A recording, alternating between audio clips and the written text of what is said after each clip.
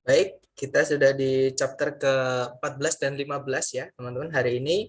Dan kita akan belajar mengenai, kita akan melakukan perkenalan dengan reading sedikit, kemudian nanti kita akan langsung lanjut ke materi reading yang pertama, oke? Jadi reading ini mirip kayak listening ya, teman-teman, dia comprehension atau pemahaman. Jadi teman-teman diminta untuk memahami teks, seperti itu. Nah, di reading nanti teman-teman akan dikasih 50 pertanyaan, waktunya mengerjakan adalah 55 menit. Nah, anggap saja yang 5 menit dipakai teman-teman untuk melingkari lembar jawaban. Jadi, teman-teman hanya punya waktu 50 menit untuk mengerjakan 50 soal. Artinya satu soal teman-teman hanya punya waktu 1 menit. Oke, dan tips dari saya, dari 50 pertanyaan ini teman-teman jangan membaca teksnya dulu, maksudnya jangan dibaca dulu teksnya. Ya, kenapa? Karena tidak semua informasi yang ada di dalam teks itu ditanyakan di soal. Oke, jadi satu bacaan teman-teman nanti akan dikasih soal rata-rata 10 pertanyaan. Oke. Nah, dari 10 pertanyaan itu nanti tidak semua informasi yang ada di teks ditanyakan, teman-teman. Ya, jadi saran saya dibaca soalnya dulu, kita pahami soalnya dulu, kemudian kita nanti baru cari di teks, letak jawaban itu di mana, terus kita pahami kalimatnya, seperti itu. Dan sama kayak listening kemarin ya, vocabnya teman-teman nanti di reading di sini ini sangat menentukan ya, atau sangat membantu jika teman-teman sudah sering memiliki tabungan vocab ya. Nah, kemudian dari ketika teman-teman membaca soalnya dulu, teman-teman nanti akan tahu apakah teman-teman harus melakukan membaca topik sentences-nya saja. Kalau enggak gitu, apakah teman-teman harus melakukan scan dan skim dulu karena informasi yang ditanyakan itu mengklaster atau menggerombol di suatu titik di teks ya, teman-teman. Atau teman-teman harus membuat inference atau tebak-tebakan atau kesimpulan yang berdasarkan informasi yang ada di teks. Seperti itu. Nah, hari ini kita akan belajar dengan cara pertama ya, teman-teman, yaitu membaca topik sentence-nya dan jenis soal-soal apa aja yang cara mengerjakannya dengan membaca topik sentence-nya. Seperti itu. Jadi jenis soal pertama yang cara menjawabnya adalah teman-teman cukup pahami topik sentence-nya saja. Itu adalah pertanyaan yang menanyakan main idea atau gagasan utama, ya, teman-teman. Nah, main idea itu apa? Main idea itu adalah gagasan utama atau ide pokok atau bahan pembahasan yang penulis ingin bahas atau kembangkan melalui teks yang dia tulis. Nah, mungkin dulu waktu kita belajar structure, teman-teman masih ingat pengertian subjek. Jadi di kalimat itu ada namanya subjek. Subjek itu adalah apa atau siapa yang pengen kita omongkan atau pengen kita jadikan bahan pembicaraan. Nah, itu namanya kalau di dalam paragraf ya, atau di dalam paragraf itu namanya adalah topik. Oke. Jadi topik, sebenarnya topik sama subjek sama aja, hanya istilahnya beda ya. Bahkan nanti memang teman-teman di soal reading nanti istilah-istilah untuk merujuk kepada main idea ini ada macam-macam, teman-teman. Kadang memang disebutkan main idea, kadang juga nyebutnya main point, kadang juga primary concern, kadang juga main discussion, kadang topik, kadang title, kadang juga disebut dengan subjek. Nah, cara mengerjakan jika teman-teman menemukan soal yang teman-teman diminta untuk mencari gagasan utamanya atau ide pokoknya, teman-teman cukup baca topik sentence atau kalimat pertama di semua paragraf ya, teman-teman. Kemudian nanti dipahami kalimat pertama di semua paragraf itu kita gabungkan terus kita pahami, kemudian kita cocokkan dengan pilihan A, B, C, D. Seperti itu. Atau kita ke contoh soal ya. Contohnya seperti ini, sama ya. Kalau di reading yang saya bilang tadi, teman-teman jangan baca teksnya dulu. Karena ketika teman-teman nanti tes, nggak ada teks yang hanya terdiri dari satu paragraf, teman-teman. Paling sedikit saya menemukan itu 2 paragraf dan itu panjang-panjang seperti itu. Jadi kalau teman-teman nanti membaca teksnya dulu itu akan membuang waktu. Ya, jadi kita baca soalnya dulu aja. Nah, di situ soalnya berbunyi, what is the topic of this passage? Apa sih topik dari teks ini? Nah, karena yang ditanyakan hanya topiknya saja, ya sudah kita baca topik sentence, teman-teman. Topik sentence itu tempatnya di kalimat pertama di setiap paragraf, ya. Karena paragrafnya cuma satu, ya sudah kita baca kalimat pertamanya saja. Oke. Kalimatnya berbunyi, di dalam filsafatnya John Dewey, sebuah perbedaan yang signifikan atau yang nampak itu dibuat antara kecerdasan dan kemampuan menggunakan logika. Intinya adalah filsafatnya John Dewey berkata kalau kecerdasan dan kemampuan menggunakan logika itu berbeda. Seperti itu ya. Mari kita cocokkan dengan pilihan A, B, C, D. Yang alpha, the intelligence of John Dewey. Kecerdasannya John Dewey. Bukan ya, teman-teman. Di situ tidak ada John Dewey nyeritain tentang kecerdasannya sendiri, nggak ada. Ya, berarti alpha bukan. Kalau yang Bravo, distinctions made by John Dewey. Perbedaan-perbedaan yang dibuat oleh John Dewey. Nah, perbedaan apa? Di sini kurang jelas. Sedangkan di atas tadi hanya sebuah perbedaan yang nampak di antara kecerdasan dan kemampuan menggunakan logika. Nah, ini lebih spesifik. Kalau yang Bravo ini perbedaan di apa nggak jelas ya, teman-teman. Kalau yang Charlie, gagasan Dewey atau idenya Dewey mengenai kemampuan untuk menggunakan logika. Nah, memang ini tadi disebutkan, teman-teman. Tapi ada informasi yang hilang, yaitu kecerdasan atau intelligence. Jadi menurut John Dewey itu bukan cuma reasoning saja, tapi juga intelligence ya. Kalau kita pilih yang Charlie, ada informasi yang dihilangkan atau enggak lengkap. Oke. Kalau yang Delta, how intelligence differs from reasoning in Dewey's words. Jadi bagaimanakah kecerdasan itu berbeda dari kemampuan menggunakan logika dalam karya-karyanya Dewey. Nah, ketemu ya, jawabannya adalah delta, teman-teman. Kurang lebih cara mengerjakannya seperti itu. Mungkin ada pertanyaan dulu sebelum lanjut ke latihan soal, silakan.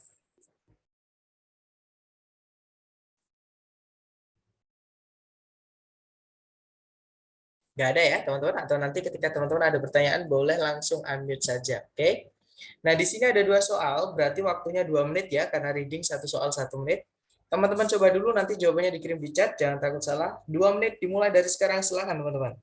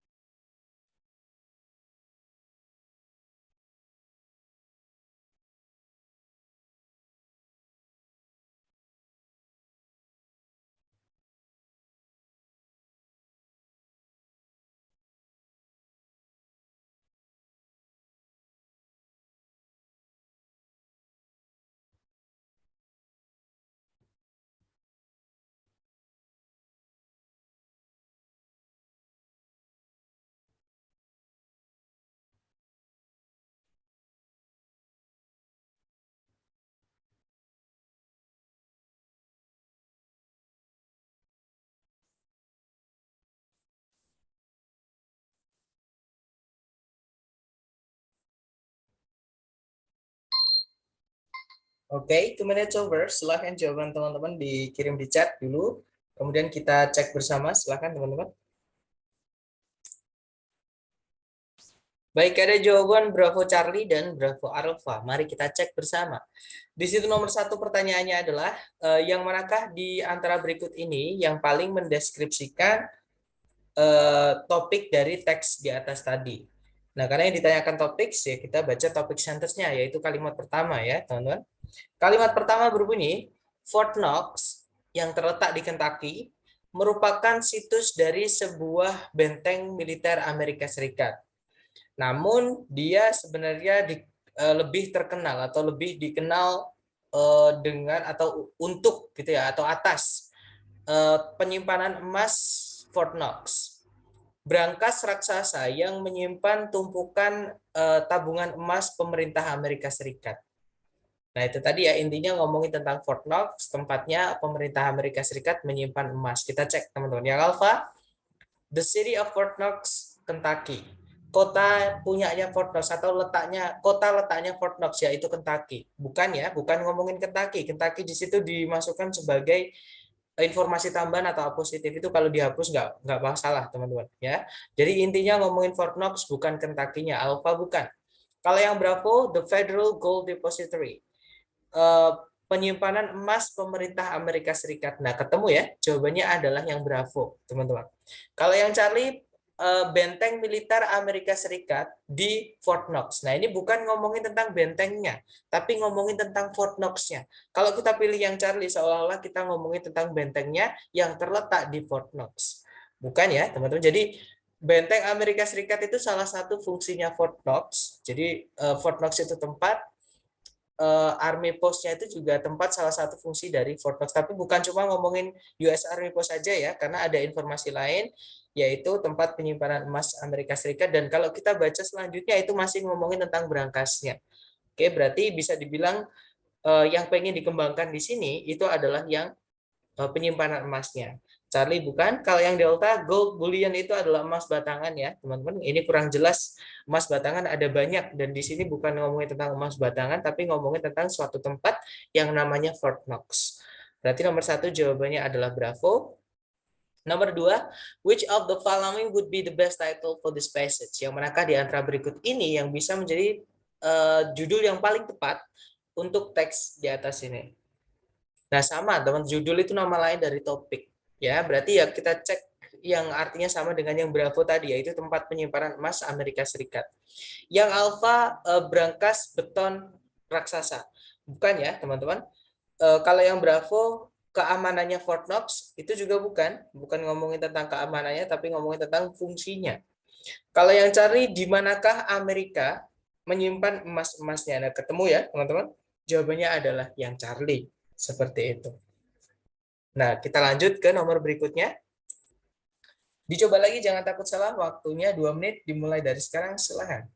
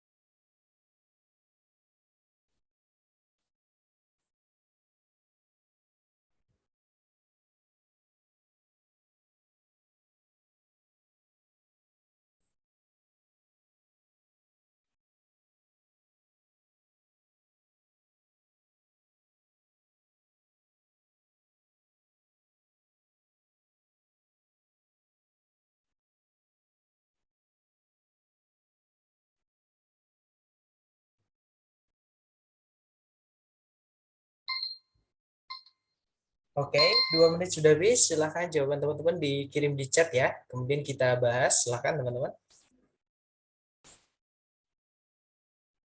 Oke, sepertinya belum ada jawaban. Mari kita cek bersama ya. Di situ nomor 3, pertanyaannya adalah yang manakah di antara berikut ini yang paling menyatakan subjek dari teks di atas. Nah, subjek itu nama lain main idea ya, teman-teman.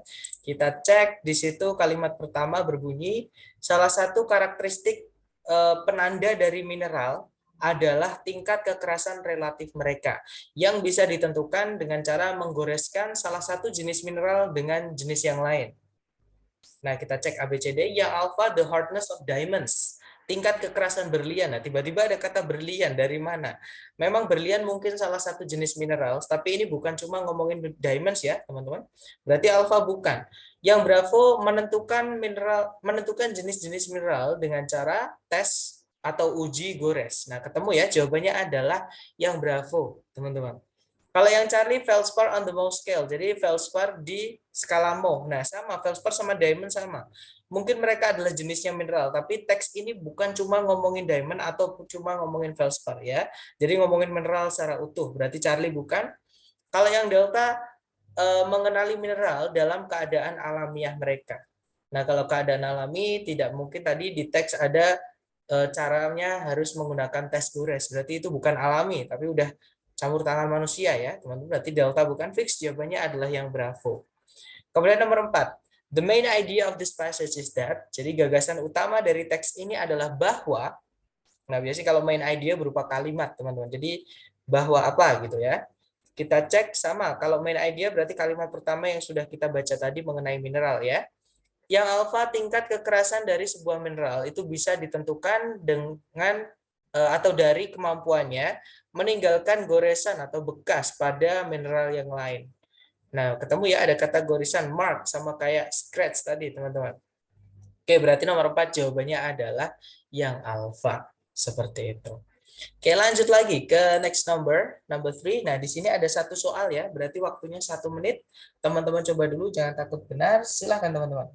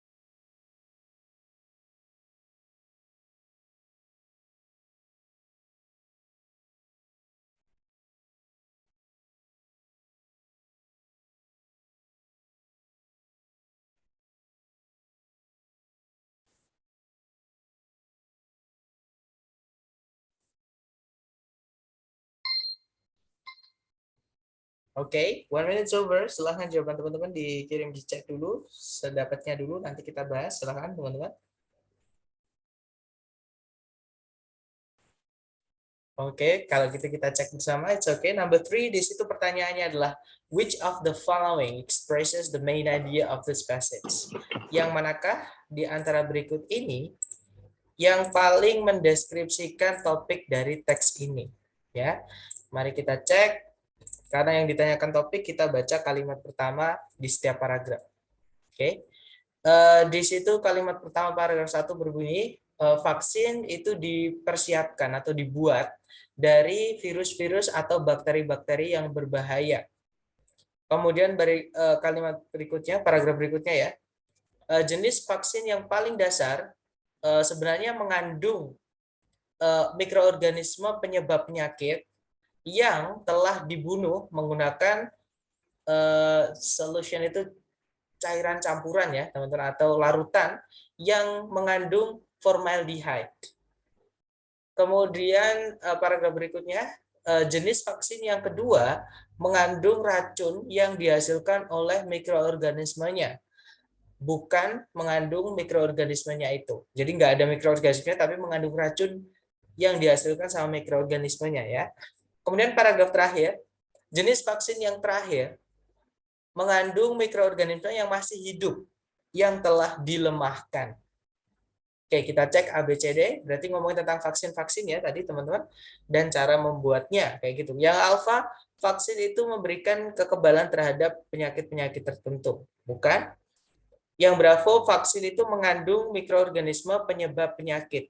Tidak semua ya, tadi ada yang vaksin jenis kedua, yang dia tidak mengandung mikroorganisme, tapi mengandung racunnya saja, berarti Bravo bukan.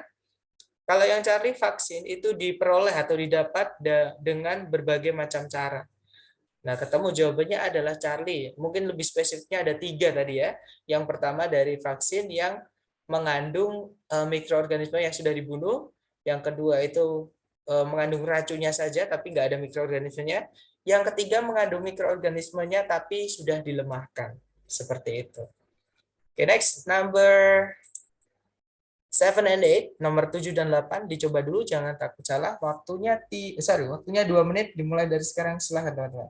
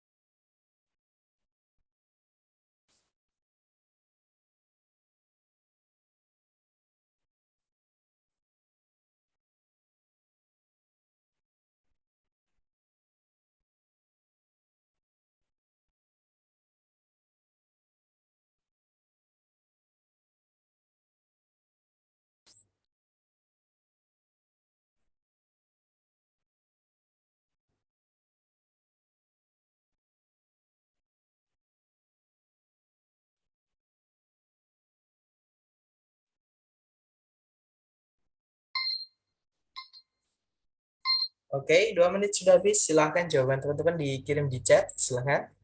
Baik, ada jawaban delta alpha. Oke, kita cek bersama. Di situ nomor 7 pertanyaannya adalah topik dari teks ini itu bisa dideskripsikan sebagai, oke kita baca kalimat pertama setiap paragraf ya, teman-teman. Di situ yang paragraf 1 berbunyi, sebuah hoax tidak seperti kesalahan murni, merupakan sebuah rencana yang sengaja disusun untuk menyajikan sebuah kebohongan sebagai kenyataan. Sebuah hoax ilmiah yang terkenal ada atau terjadi di tahun 1912 ketika Charles Dawson mengaku telah menemukan sebuah tengkorak manusia dan rahang di Piltdown Common di Inggris bagian selatan. Paragraf terakhir, membutuhkan lebih dari 40 tahun supaya hoax tersebut terungkap. Oke, kita cek. Yang Alpha Piltdown Man, bukan ngomongin orang ya, ini tadi ngomongin suatu peristiwa atau benda mati, yaitu hoax tadi, teman-teman. Alpha bukan. Kalau yang Bravo, Charles Dawson's Discovery, bukan ngomongin penemuannya Charles Dawson ya. Penemuannya Charles Dawson di paragraf 2 itu disebutkan hanya sebagai contoh, teman-teman. Dari hoax ya. Jadi intinya di sini ngomongin tentang hoax atau hoax ya. Berarti Bravo bukan. Kalau yang Charlie Eoanthropus dawsoni, nah sama sekali kita tidak membaca Eoanthropus dawsoni di setiap kalimat pertama di setiap paragraf. Jadi itu bukan inti dari bacaan ini ya. Berarti Charlie bukan. Kalau yang Delta, a definition and example of a hoax. Sebuah definisi dan contoh dari sebuah hoax. Nah, ketemu jawabannya adalah Delta ya, teman-teman. Kemudian nomor 8, the author's main point is that gagasan utama si penulis adalah bahwa, nah sama, gagasan utama topik itu hanya beda bahasa atau beda sebutan aja, intinya sama, yaitu yang pengen dibahas di teks ini. Nah, berarti kita cukup baca topik sentersnya saja, kalimat pertama di setiap paragraf yang tadi sudah kita baca. Intinya ngomongin tentang hoax ya dan contohnya, teman-teman. Oke, kita cek yang alfa, berbagai jenis hoax itu pernah dilakukan. Nah, kemungkinan alfa bisa karena yang paragraf 2 dan 3 atau penemuan tulang tadi yang salah satu hoax terkenal tadi itu hanya contoh, ya. Kemungkinan yang lain ada juga, intinya seperti itu. Intinya ngomongin tentang hoax. Atau kita cek dulu yang lain. Kalau yang Bravo, Charles Dawson discovered a human skull and jawbone. Nah, ini yang tadi di paragraf 2, kalau Charles Dawson itu menemukan sebuah tengkorak manusia dan tulang rahang. Nah, ini tadi sebagai contoh dari hoax ya, teman-teman, bukan intinya. Kalau intinya ngomongin tentang hoax, ya berarti Bravo bukan. Kalau yang Charles Dawson bukanlah seorang pria yang jujur. Bukan ya, ini kayak apa namanya, tebakan atau kesimpulan, teman-teman. Kesimpulan dan topik atau pokok bahasan itu beda, ya. Charlie bukan. Kalau yang Delta, tengkorak dan tulang rahang manusia itu sangatlah tua. Nah, bukan ngomongin tengkorak ataupun tulang rahang, ini ngomong tentang hoax. Ya, berarti jawabannya yang alfa, satu-satunya pilihan yang menyebutkan kata hoax ya, teman-teman. Oke, nice. Lanjut lagi ke nomor berikutnya. Oke, ternyata jenis latihan soal yang main idea sudah habis ya. Jadi berikut ini adalah soal jenis kedua yang cara mengerjakannya sama. Teman-teman cukup baca kalimat pertama setiap paragraf atau namanya topic sentence. Oke. Nah, jenis soal kedua ini namanya idea organization, teman-teman. Nah, idea organization ini merupakan jenis pertanyaan yang kita diminta untuk mencari bagaimana si penulis ini mengembangkan idenya. Jadi suatu topik itu dikembangkannya bagaimana, arahnya atau alurnya bagaimana. Seperti itu. Oke. Nah, nanti pertanyaannya biasanya berbunyi ada how, bagaimana, kemudian ada ideas atau information, kemudian ada organized, dikembangkan, presented, disajikan, related, dihubungkan. Oke, nah tips cara mengerjakannya sama, yaitu teman-teman cek setiap jawaban dihubungkan dengan kesimpulan dari topik sentence setiap paragraf tadi, ya. Atau contoh soalnya seperti ini, sama ya. Untuk reading jangan dibaca teksnya dulu, teman-teman, karena membuang waktu. Kita baca soalnya dulu. Di situ soalnya berbunyi in this passage. Di teks ini, nah di soal nggak jelas, teman-teman. Kita nggak dikasih kata kunci di soal, berarti kita lanjut ke jawaban, ya. Di jawaban yang alfa di situ sebuah ide itu disajikan dan kemudian dibantah. Yang Bravo sebuah konsep diikuti oleh contoh. Yang Charlie sebuah sebab diikuti oleh akibat. Yang Delta sebuah kepercayaan yang didukung dengan alasan-alasan logis. Nah, ini intinya ngomongin bagaimana teks itu dikembangkan atau disusun. Ya, mari kita cek, teman-teman. Atau mungkin ada pertanyaan dulu?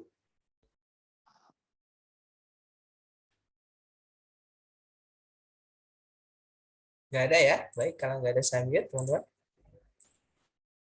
Oke, caranya sama ya. Kita cek kalimat pertama di setiap paragraf. Di situ kalimat pertama paragraf 1 berbunyi, jika ditanyai siapa yang menemukan permainan baseball, hampir seluruh orang Amerika bakalan menjawab kalau mereka percaya bahwa Abner Doubleday yang melakukannya.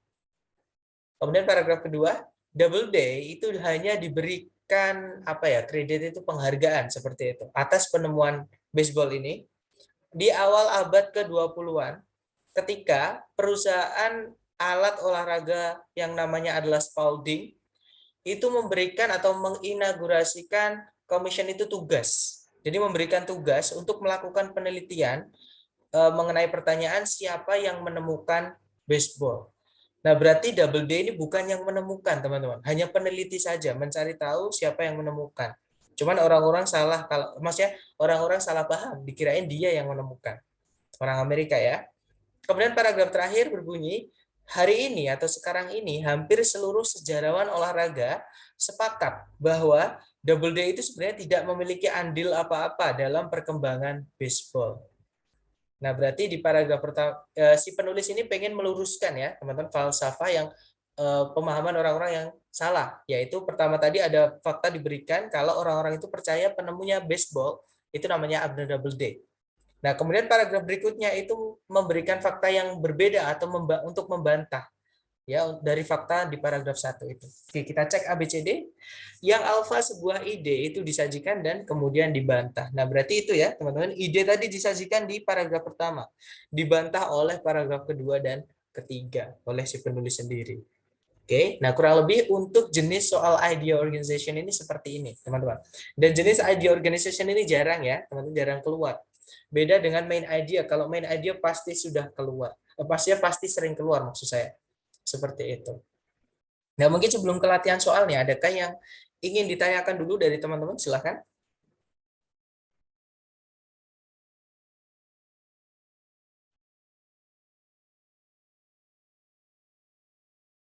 Nggak ada ya, teman-teman? Oke, kalau nggak ada, mari kita latihan lagi seperti biasa. Nah, di sini ada satu soal. Teman-teman coba dulu, jangan takut benar ya. 1 menit dimulai dari sekarang, silahkan.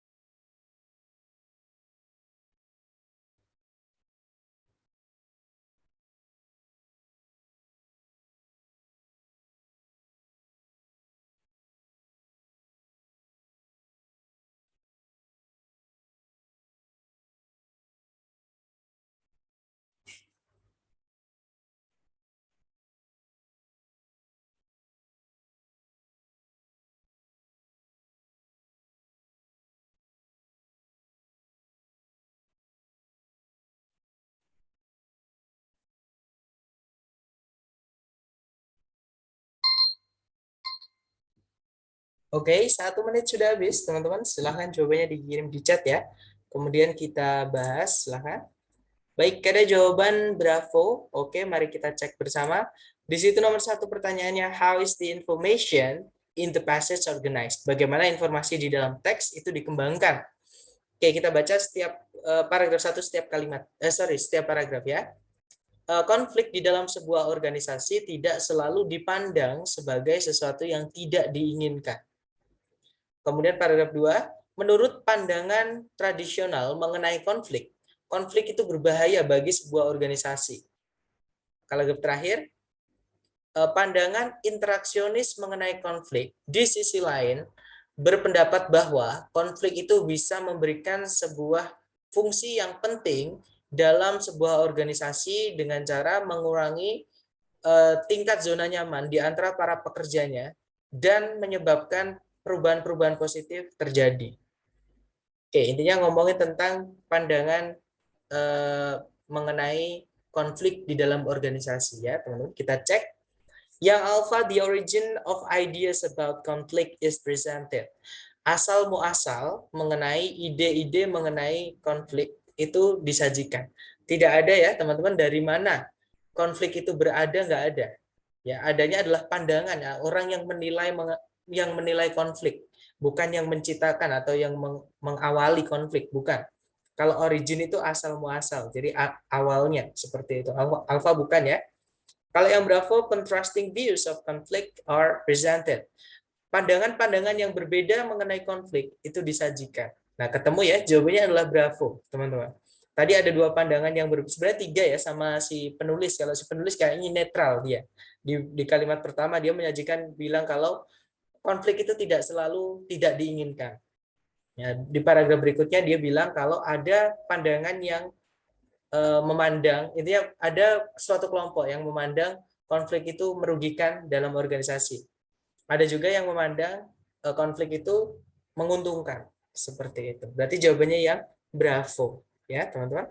Kalau yang Charlie, dua pembuat teori, teoris pakai ST itu adalah orangnya ya teman-teman. Tidak ada penyebutan nama orang tadi sama sekali.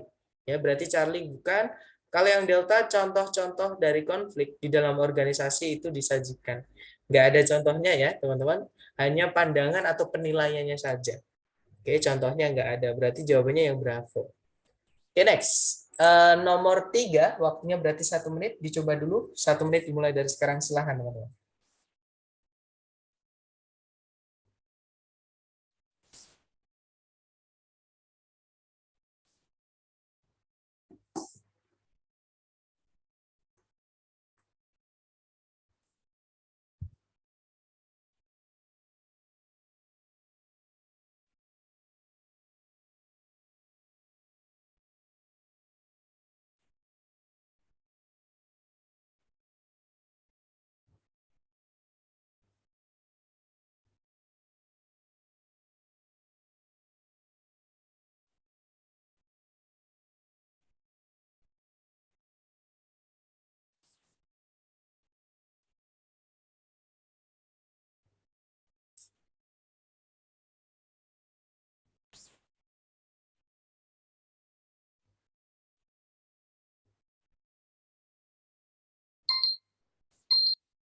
Oke, 1 menit sudah habis. Silahkan yang sudah nemu jawaban, sedapatnya dulu, salah nggak apa-apa. Kita cocokkan bersama, teman-teman. Oke, ada jawaban Alpha, Bravo, dan Charlie. Oke, kita cek ya. Di situ nomor 3 pertanyaannya, what type of information is included in the first paragraph? Jenis informasi apa yang dimasukkan ke dalam paragraf 1? Oke, berarti kita hanya cukup baca kalimat pertama paragraf 1 aja, teman-teman. Oke, karena yang ditanyakan memang hanya paragraf 1 ya. Paragraf 1 berbunyi, IQ atau eh, apa ini ya, intelligence quotient itu adalah tingkat kecerdasan didefinisikan sebagai rasio dari umur mental seseorang dengan umur kronologikalnya. Dengan rasionya itu dikalikan dengan 100 untuk menghilangkan koma-komanya. Nah, intinya di sini ngomongin tentang definisi IQ ya, teman-teman. Ada kata is defined, didefinisikan sebagai. Oke. Berarti jawabannya adalah yang Bravo, teman-teman. A definition. Seperti itu. Oke, lanjut lagi ya ke nomor berikutnya, ke nomor 5. Dicoba dulu, berarti 1 menit ya, dimulai dari sekarang. Silahkan.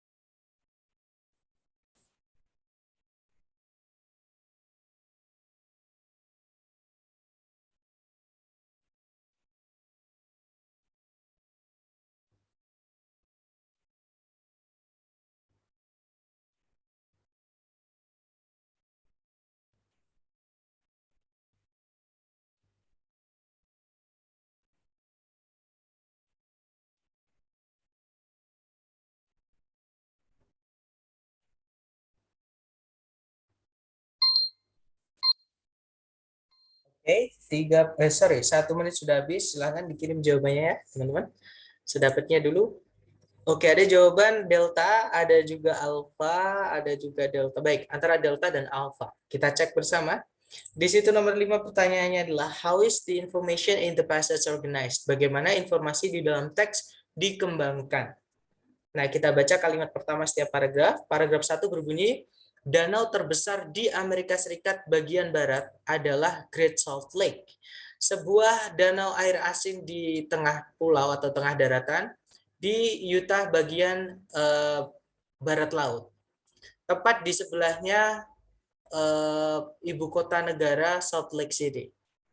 Kemudian paragraf 2, meskipun Great Salt Lake itu dialiri oleh aliran-aliran air asin, air tawar, fresh water ya teman-teman, air tawar, dia itu sebenarnya lebih asin dibandingkan lautan-lautan yang ada di dunia ini. Kemudian paragraf terakhir, Great Salt Lake itu bisa berubah-ubah secara tremendous itu secara hebat ya, atau nggak biasa, secara nggak biasa dari ukuran normalnya, yaitu 1.700 mil persegi, bergantung pada kondisi cuaca yang berkepanjangan. Nah, itu tadi berarti ngomongin tentang Great Salt Lake ya, teman-teman. Kita cek. Yang alpha two unusual characteristics of the Great Salt Lake are discussed. 2 karakteristik yang tidak biasa dari Great Salt Lake itu dibahas. Nah, ada ya, teman-teman tadi, yaitu dia lebih asin dibandingkan lautan, sama Great Salt Lake itu berubah-ubah ukurannya, drastis seperti itu. Jadi kita tahan dulu yang alpha. Kalau yang Bravo, teori-teori yang berbeda mengenai Great Salt Lake, tidak ada teori ya teman-teman. Di sini bukan ngomongin tentang teorinya Great Salt Lake, ngomongin tentang sifatnya Great Salt Lake atau fiturnya, feature ya teman-teman. Bravo bukan. Kalau yang Charlie, proses bagaimana Great Salt Lake itu mendapatkan garamnya itu ditekankan atau dibahas. Nah, tadi ada yang Charlie yaitu di paragraf kedua tentang asin-asin atau garamnya ya. Tapi kalau kita pilih yang Charlie, teman-teman, nanti paragraf yang lain jadi nggak keikut. Oke, nggak kebahas seperti itu. Berarti Charlie bukan. Kemudian yang delta, alasan atas variasi dari atau perbedaan-perbedaan dari ukuran Great Salt Lake itu diberikan. Nah, ini cuma ngomongin paragraf terakhir yang ngomongin tentang ukurannya tadi. Ya, berarti delta bukan, karena kalau kita pilih yang delta, paragraf 1 dan paragraf 2 tidak dibahas nanti. Ya, berarti jawabannya adalah yang alfa, teman-teman ya. Dua karakteristik yang tidak biasa dari Geertz Lake itu dibahas. Seperti itu. Oke, kita coba lagi ke nomor. Oke, ternyata untuk idea organization sudah habis ya untuk latihannya. Kita lanjut ke jenis soal berikutnya yang ini terakhir ya teman-teman. Jenis soal terakhir yang cara mengerjakannya adalah teman-teman cukup baca kalimat pertama di setiap paragraf. Nah, soalnya adalah menanyakan tone, purpose sama course. Nah, apa itu? Jadi tone itu adalah emosi atau suasana atau nuansa yang dituangkan sama penulis di dalam teks, teman-teman. Oke, kalau purpose itu tujuannya atau maksud penulis kira-kira kalau nulis teks itu supaya pembacanya biar ngapain, seperti itu. Kemudian kalau course itu adalah kalau teks yang ditulis sama penulis itu dibahas di suatu kelas di kuliahan atau mata kuliah, itu nanti mata kuliah apa, seperti itu. Nah, kemudian jenis soalnya, cara mengenali soal ini itu nanti akan disebutkan di soalnya, teman-teman. Jadi kalau menanyakan tone, tone itu disebutkan. What is the tone? Kalau menanyakan course atau mata kuliah atau bidang keilmuan tadi ya, itu langsung in what course. Seperti itu. Kalau menanyakan purpose, ya langsung disebutkan juga. The author's purpose atau tujuan penulis, maksud penulis, seperti itu. Oke, jadi kalau ada soal-soal seperti ini, teman-teman cukup baca kalimat pertama di setiap paragraf. Nah, tapi hati-hati, maksudnya ada tahap tambahan ya, teman-teman, bukan hati-hati, tapi ada tahap tambahan, yaitu kalau teman-teman yang ditanyakan mengenai tone, oke, teman-teman nanti sambil membaca kalimat pertama di setiap paragraf, cari ada nggak si penulis itu menuangkan atau menuliskan perasaannya dia di dalam teks. Misalnya penulis menuliskan terrifying, menakutkan, berarti si penulis ini lagi takut. Misalkan lagi ada fun, menyenangkan, oh berarti penulis ini senang. Jadi suasananya, tema tulisan yang ditulis sama penulis itu ceria, seperti itu ya. Nah, tapi kalau teman-teman ketika membaca kalimat pertama di setiap paragraf tidak menemukan kata-kata apapun, si penulis itu menyebutkan perasaannya, berarti si penulis ini netral, teman-teman. Maksudnya netral itu berarti dia hanya ingin mengedukasi, memberikan informasi saja, ya, supaya pembacanya supaya tahu saja, seperti itu. Oke, itu untuk tone. Oke. Kemudian kalau purpose, maksud, sama dari kalimat pertama setiap paragraf, ya, terus kita satukan dengan kalimat pertama paragraf yang lain. Oke, terus kita simpulkan, kita hubungkan dengan ABCD yang paling nyambung. Ya, teman-teman, seperti itu. Kemudian kalau yang ditanyakan course, teman-teman hubung-hubungkan vocab-vocab yang dipakai di topik sentence-nya tadi, ya, di kalimat pertama setiap paragraf dengan mata pelajaran atau mata kuliah atau bidang keilmuan yang ada di pilihan ganda. Seperti itu. Oke. Nah, atau daripada membayang-bayangkan, kita langsung ke contoh soal. Ya, teman-teman. Nah, di sini ada 3 soal. Soal pertama menanyakan purpose atau maksud dari si penulis. Oke, jadi the purpose of this passage is to, maksud dari teks ini adalah supaya atau untuk. Oke, kita cek berarti kalimat pertama di setiap paragraf ya. Kalimat pertama paragraf 1 berbunyi, In Cold Blood yang ditulis oleh Truman Capote di tahun 1966 merupakan sebuah contoh yang terkenal dari novel non-fiksi. Sebuah jenis karya tulis populer yang berdasar pada kejadian nyata yang dimana penulisnya itu berupaya atau berusaha untuk mendeskripsikan forces di sini artinya adalah alasan-alasan kayak gitu ya, pokoknya yang melatar belakangi kejadian tersebut. Kemudian pikiran-pikiran yang ada di kejadian itu dan emosi-emosi yang menggiring pada kejadian tersebut. Oke, kita cek ABCD. Yang alfa mendiskusikan sebuah contoh dari sebuah sebuah genre atau genre sastra tertentu. Nah, maksudnya genre sastra tertentu tadi adalah novel non-fiksi ya, teman-teman. Ketemu langsung jawabannya adalah yang alfa. Memang tadi In Cold Blood-nya Truman Capote itu disebutkan kalau itu hanya sebuah contoh. Jadi ini hanya ngomongin tentang contoh dari novel non fiksi. Berarti jawabannya yang alfa, teman-teman. Kalau yang Bravo, tell the story of In Cold Blood, menceritakan ceritanya apa yang ada di dalam In Cold Blood itu. Nah, ketika kita baca kalimat pertama tadi, kita nggak tahu ceritanya In Cold Blood kayak gimana. Nah, berarti bukan itu maksud si penulis menulis teks ini ya. Berarti Bravo bukan. Kalau yang Charlie menjelaskan alasan-alasan Truman Capote dalam menulis In Cold Blood. Sama, ketika kita membaca kalimat pertama tadi, kita tidak tahu apa alasan Truman Capote menulis bukunya itu. Berarti bukan itu, teman-teman. Oke, bukan yang Charlie maksud dari teks ini. Kalau yang Delta mendeskripsikan bagaimana Truman Capote itu melakukan penelitian mengenai novel non-fiksinya itu. Sama, ketika kita baca kalimat pertama tadi, kita nggak tahu bagaimana Truman Capote melakukan meneliti gitu ya, novel non-fiksinya itu. Berarti bukan itu inti dari teks ini. Oke, berarti intinya ya yang alfa tadi. Jadi mendiskusikan atau membahas sebuah contoh dari genre literatur tertentu. Oke, namanya In Cold Blood, nama judulnya bukunya atau karyanya itu yang dibahas. Sebuah contoh tadi ya. Oke, jawaban nomor satu alfa. Kalau yang nomor dua, yang manakah di antara berikut ini yang paling mendeskripsikan tone dari teks di atas? Nah, tone tadi suasana penulis. Nah, ketika kita baca kalimat pertama, teman-teman, ya, Truman Capote's In Cold Blood is a well-known example of the non-fiction novel, a popular type of writing based upon factual events in which the author attempts to describe the underlying forces, thoughts, and emotions that lead to actual events. Nggak ada sama sekali kita membaca si penulis itu menuliskan di situ apa namanya kata yang menyebutkan bagaimana perasaan si penulis. Nah, berarti penulis ini netral, teman-teman. Hanya pengen memberi tahu saja, memberikan informasi saja, oke, atau share pengetahuan saja. Oke, berarti dia netral. Kita cek A, B, C, D yang netral, ya. Yang alpha cold, kejam, bukan ya. Yang Bravo sadistik, sadis, bukan juga. Yang Charlie emotional, campur aduk, bukan ya. Ada marah, ada sedih, ada senang, bukan ya. Kalau yang delta deskriptif, nah ketemu ya jawabannya yang deskriptif teman-teman, karena memang si penulis hanya pengen mendeskripsikan saja. Contoh dari novel non-fiksi yaitu judulnya In Cold Blood tadi. Oke, berarti nomor 2 jawabannya delta. Nomor 3, teks ini kemungkinan akan diminta untuk dibaca di mata kuliah yang manakah di antara berikut ini.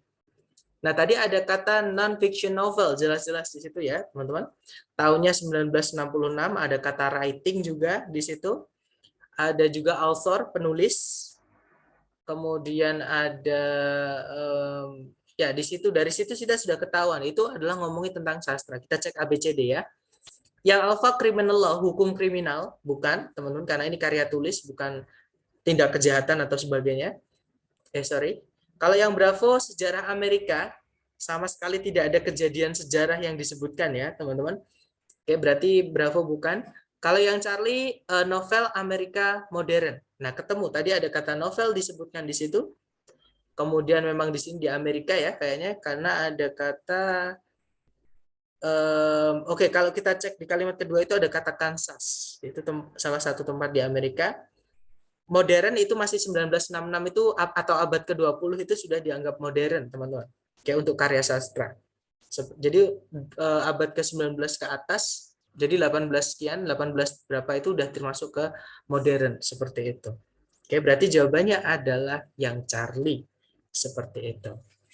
Nah, dari 3 contoh soal tadi, mungkin ada yang ingin ditanyakan dulu. Silakan sebelum lanjut ke latihan buat teman-teman.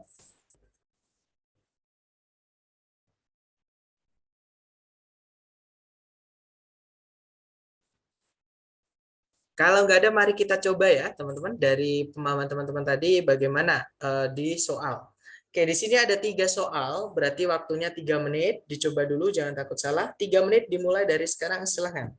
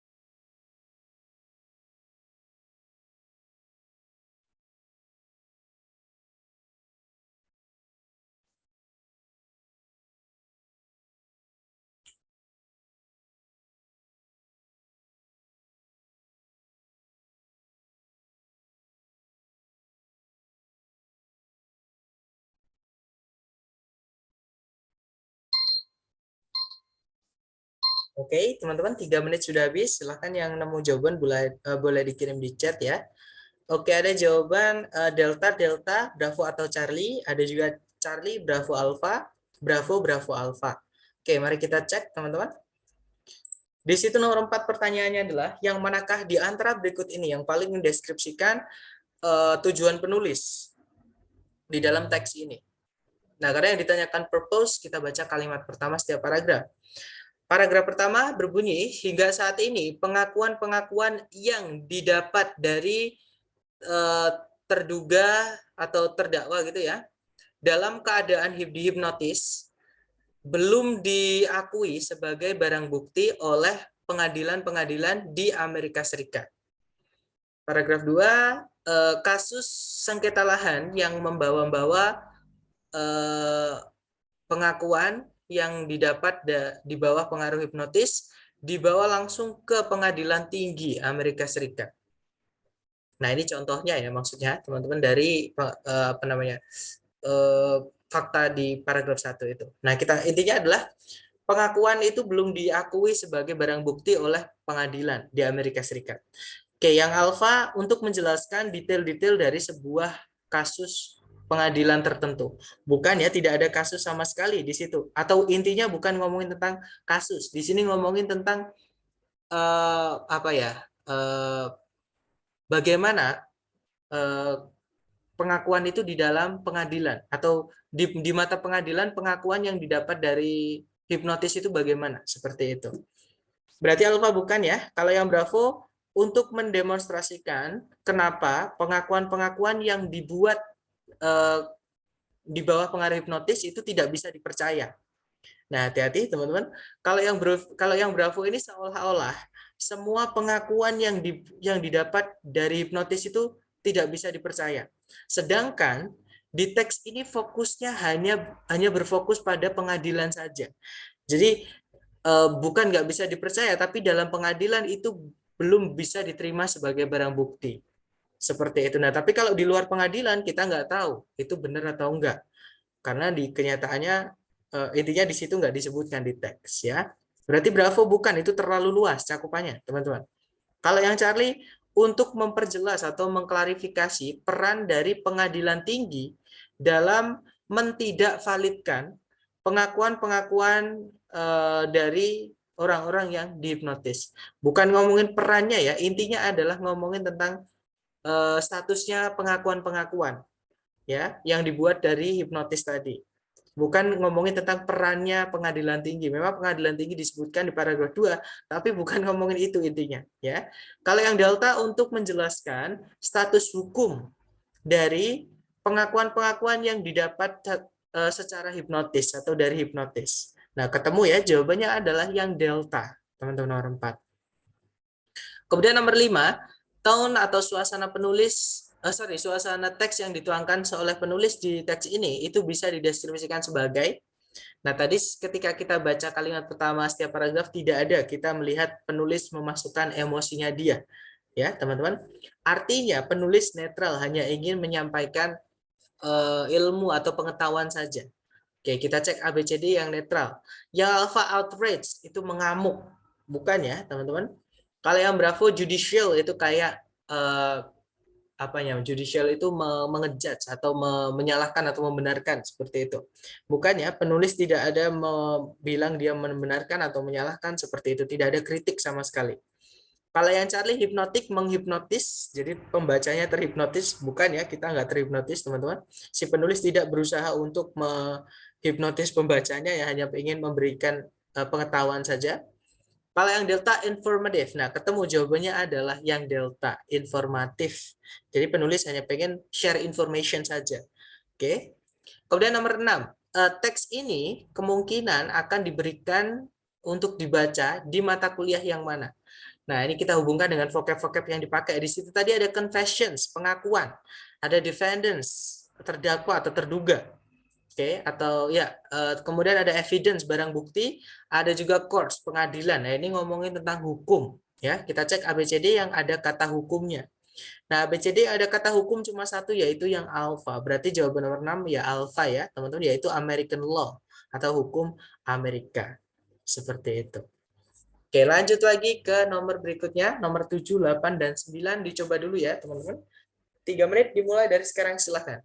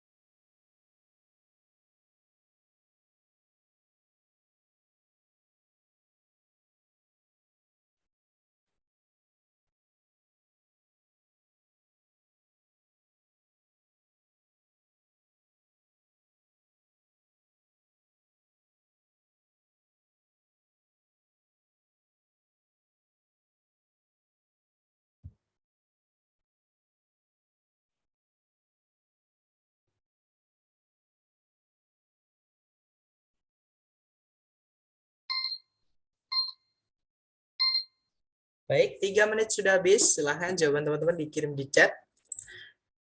Oke, ada jawaban AAB, ada ABB.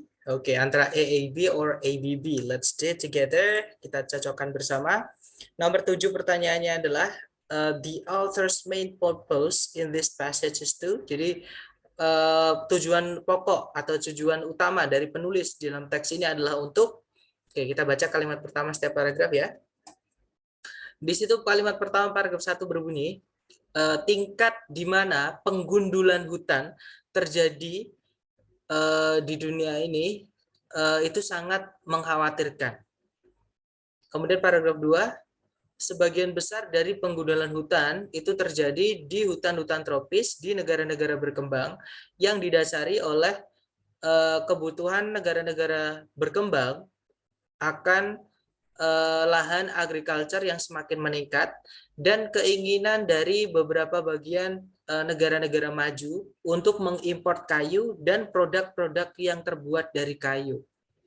Nah, kita cek yang alfa mengsitasi atau mengutip statistik mengenai sebuah improvement. Nah, improvement itu perbaikan, teman-teman, atau kemajuan seperti itu. Sedangkan ini tadi ngomongin tentang penggundulan hutan.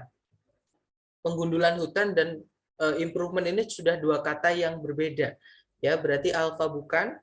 Kalau yang Bravo menjelaskan di mana penggundulan hutan itu sedang terjadi. Nah, itu hanya menjawab paragraf 2 saja ya, teman-teman. Kalau letaknya tadi disebutkan Sorry, paragraf 2 tidak ngomongin tentang letaknya, dia ngomongin tentang alasannya. Letaknya disebutkan di paragraf 1. Oke, di kalimat pendukung. Berarti bukan itu intinya.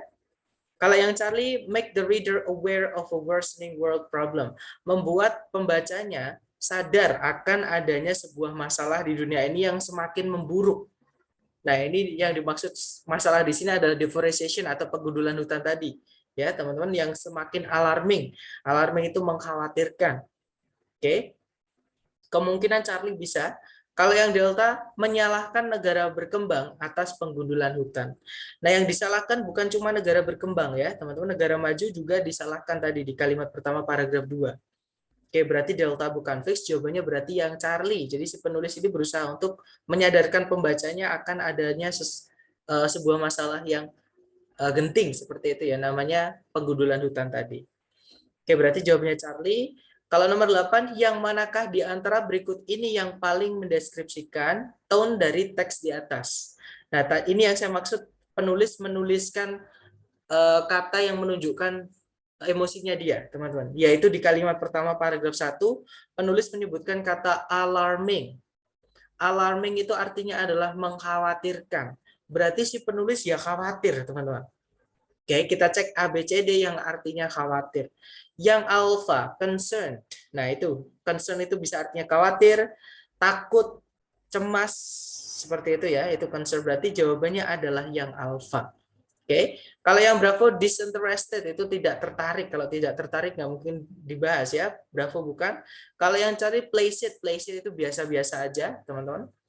Kalau yang Delta exaggerated itu dilebih-lebihkan. Bukan ya, karena si penulis menyebutkan data di situ ada berapa persen, tahun berapa sampai tahun berapa, seperti itu. Berarti bukan dilebih-lebihkan atau dia nggak ngarang, seperti itu. Oke, berarti nomor 7 jawabannya yang alpha tadi, concern, khawatir, seperti itu. Kemudian nomor 9, terakhir ya, teks ini kemungkinan akan diminta untuk dibaca di mata kuliah yang mana di antara berikut ini. Nah, tadi ada deforestation, penggundulan hutan, teman-teman. Berarti ini ngomongin tentang hutan ya, dan hutan itu adalah salah satu fitur bumi yang dibahas di bidang keilmuan namanya adalah geografi. Oke, kalau geologi hati-hati ya, mirip ada geonya ngomongin tentang bumi. Kalau geologi itu ngomongin tentang batu, ya batu dan tanah. Itu geologi, teman-teman. Kalau geografi, sungai, danau, atmosfer, pokoknya tentang fitur-fitur alam selain tanah dan batuan itu dibahasnya di geografi. Ya, kalau yang Charlie geometri kalau nggak salah itu adalah bangun ruang, matematika, bukan ya. Kalau yang Delta marine biology itu kehidupan biota laut. Bukan ya, karena nggak ada sama sekali yang disebutkan laut atau biota lautnya. Berarti Delta bukan fix, jawabannya adalah yang Bravo. Seperti itu. Nah, itu tadi adalah ketiga jenis soal, teman-teman, yang cara mengerjakannya adalah cukup teman-teman baca kalimat pertama setiap paragraf saja, atau teman-teman cukup pahami topik sentence-nya. Oke, yaitu yang pertama tadi pertanyaan yang menanyakan main idea atau gagasan pokok. Yang kedua, bagaimana penulis mengembangkan idenya atau namanya idea organization. Oke, dan yang ketiga tadi pertanyaan mengenai tone, purpose, sama course. Seperti itu. Nah, sebelum saya tutup, mungkin ada yang ingin ditanyakan dulu dari teman-teman. Silakan.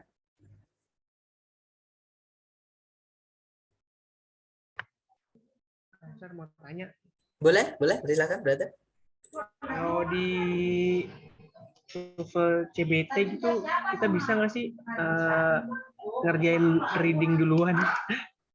Kalau CBT saya belum pernah, brother. Tapi kalau yang ITP yang online, kan ITP itu ada yang online, ada yang offline, ya teman-teman. Nah, kalau yang online itu nggak bisa. Jadi ada urutannya. Tapi kalau CBT saya belum pernah. Saya nggak tahu juga, brother. Dan saya lihat, setahu saya CBT sekarang itu udah nggak ada, teman-teman. Setahu saya ya, karena memang saya nyari-nyari dari dulu CBT ini nggak ada. Adanya TOEIC, kalau TOEIC ada. Tapi kalau CBT nggak ada. Tapi saya nggak tahu ya, mungkin saya nggak tahu, teman-teman, seperti itu.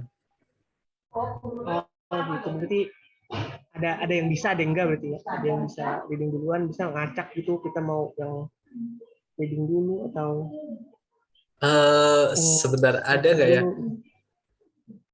Saya kurang tahu, Brother. Tapi kalau setahu saya selama ini, kalau selama ini yang saya tahu itu harus urut. Jadi, sorry, kalau yang offline saya nggak tahu ya. Kalau yang offline itu kita saya lupa, teman-teman. Saya terakhir tes offline itu udah sebelum pandemi ya. Jadi udah lama banget. Em, Kalau nggak salah, kalau yang offline bisa. Jadi kita langsung dikasih soal utuh seperti itu. Atau ada waktunya ya, saya lupa teman-teman. Tapi kalau yang ITP online itu nggak bisa, yang digital nggak bisa karena urut. Kita nanti masuk aplikasi secure browsernya itu langsung diarahkan ke listening pertama. Jadi nggak bisa kita milih reading dulu. Seperti itu. Oh, oke oke. Ya, Makasih. mohon maaf ya, Soalnya, saya nggak. Ya, iya, gimana? iya. Soalnya kalau yang reading belakangan itu kadang udah Ngantuk. pusing duluan. Iya, betul, betul. That's right. Itu Ngantuk. yang saya rasakan juga. Disuruh baca Betul. koran gitu.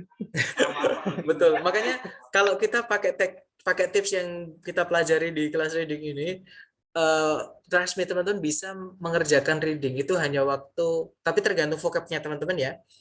Tergantung apa namanya? 50 sebelum 50% waktu alokasi dari reading itu teman-teman bisa selesai dari apa? Kalau pakai cara yang kita pakai di kelas ini. Ya, intinya jangan dibaca teksnya dulu teman-teman. Kadang kita membaca teks kita paham, nanti ketika nemu soalnya kita udah lupa, baca lagi. Jadi nanti maka apa namanya, buang waktu. Mending kita baca soal dulu cari di teks, baca soal dulu cari di teks, seperti itu.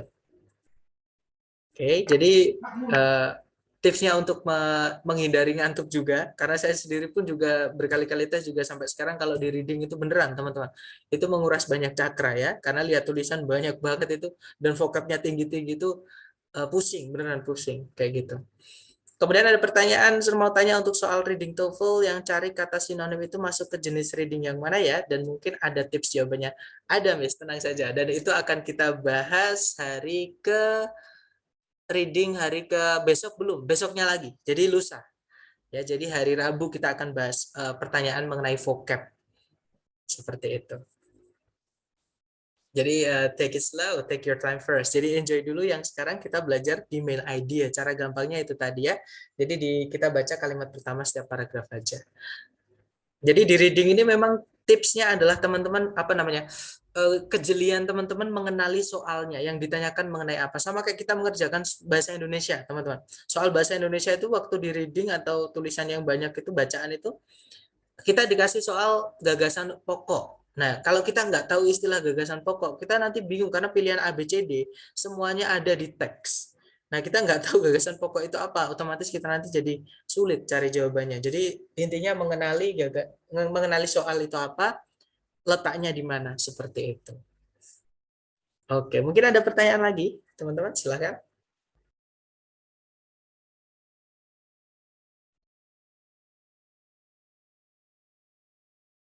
Nggak ada, atau nanti ketika teman-teman latihan, bisa langsung japri saya ya, teman-teman, kalau ada butuh bantuan apapun. Baik, thank you so much for having me today, everyone. See you next time. The last I say, Assalamualaikum warahmatullahi wabarakatuh. Waalaikumsalam warahmatullahi wabarakatuh. Terima kasih. Okay, guys, have a great day.